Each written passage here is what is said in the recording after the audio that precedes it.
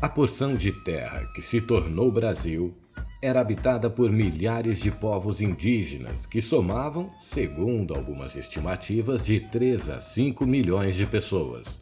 Os povos eram diferentes entre si e diferentes dos outros humanos que habitavam os demais continentes.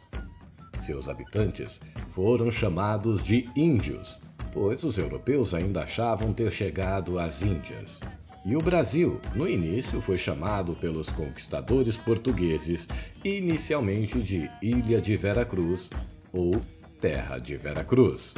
Engano, nem o Brasil era uma ilha, nem seus habitantes eram da Índia.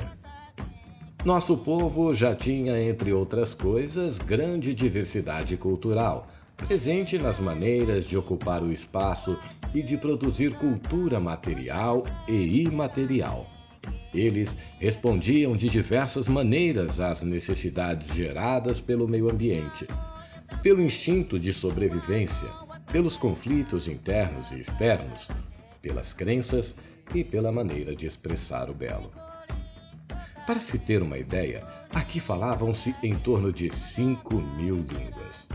Algumas parecidas entre si e outras sem qualquer semelhança. As línguas que os conquistadores europeus ouviram pela primeira vez eram línguas tupi ao norte de São Vicente e guarani ao sul. Em todo o litoral atlântico dominavam povos que falavam centenas de línguas desses dois grupos. Os europeus tiveram que aprender a língua indígena ao chegarem em povoados recém-fundados, pois eles dependiam muito dos povos indígenas.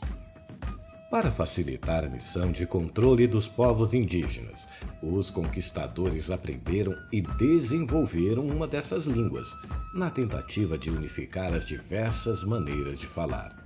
Assim, garantiam o domínio no campo religioso e no campo político. Neste processo surgiram duas línguas gerais, uma no sul e outra no norte, conhecida como Língua Geral Paulista e Língua Geral Amazônica. Os bandeirantes falavam a Língua Geral Paulista. São eles que veem as terras que se tornariam mais tarde Mato Grosso e depois Mato Grosso do Sul. Muitos povos daqui foram perseguidos e levados como escravos a São Paulo e Rio de Janeiro, quando os indígenas que ocupavam a costa do Brasil já tinham sido consumidos na conquista e colonização, nos séculos XVI e XVII. Muitos desses povos foram obrigados a abandonar suas línguas maternas para falar a língua geral.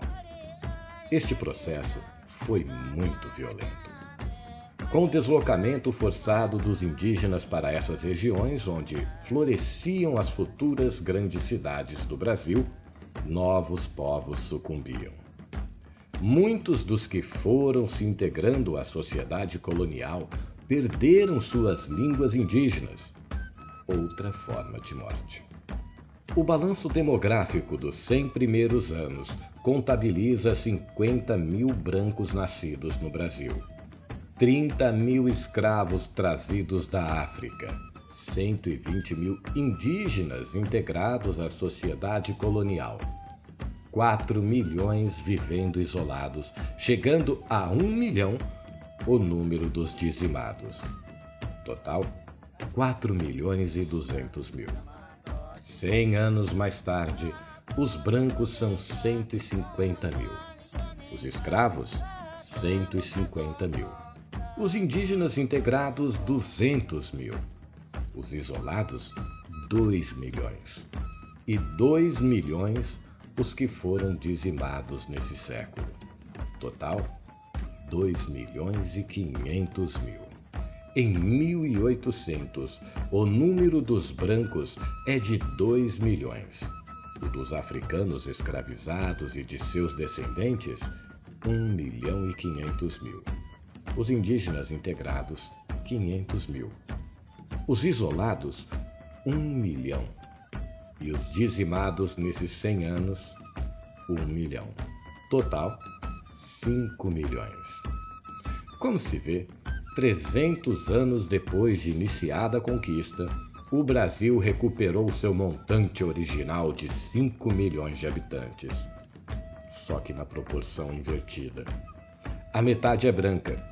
Dos 1,5 milhões de negros, 500 mil são nascidos no Brasil. Os indígenas subjugados somam apenas 500 mil. E os arredios se encontram nas regiões pouco ou ainda não colonizadas, como o Amazonas, e nas zonas de mata endevassadas do sul e do interior de todo o Brasil.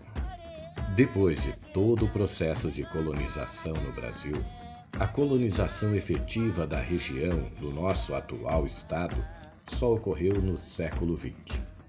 Entre embates locais e migrações recentes de alguns povos, hoje temos 11 etnias assentadas.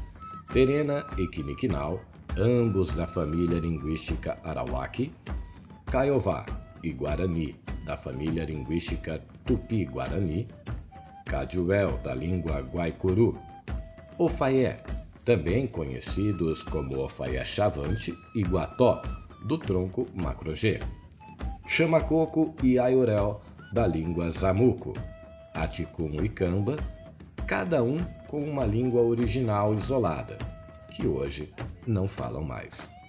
Neste livro, trata-se também das transformações sociais, onde os povos indígenas não são vistos nele como seres do passado, que têm a ver só com o passado.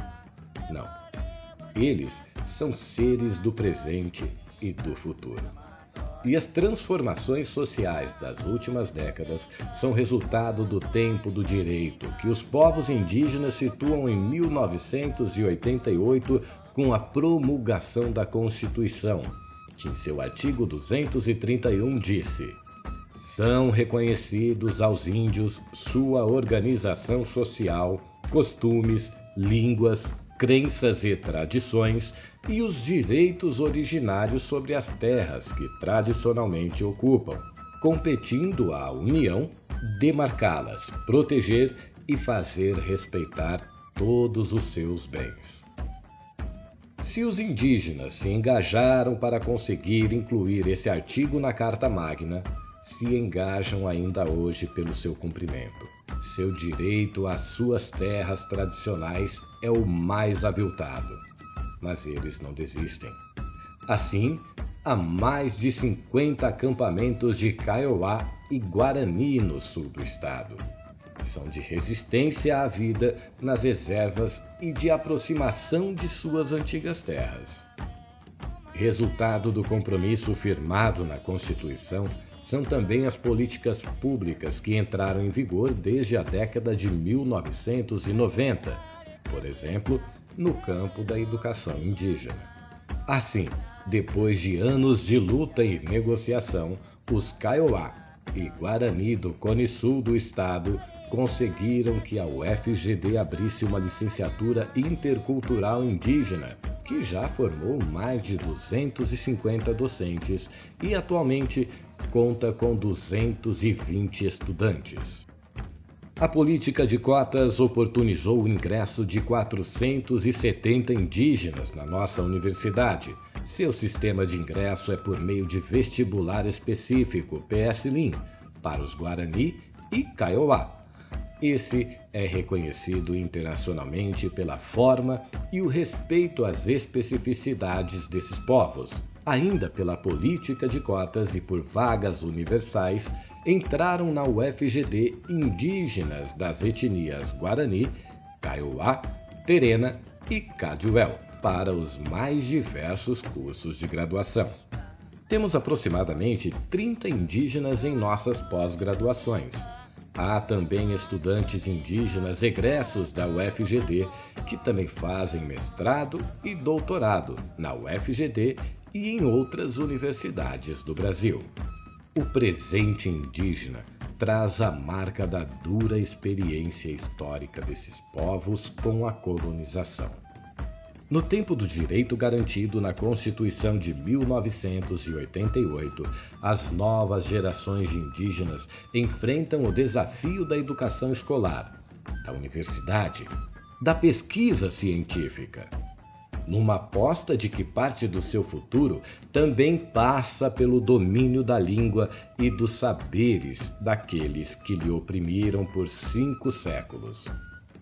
Como seu passado e seu presente, seu futuro depende deles e daquilo que nós fizermos com eles.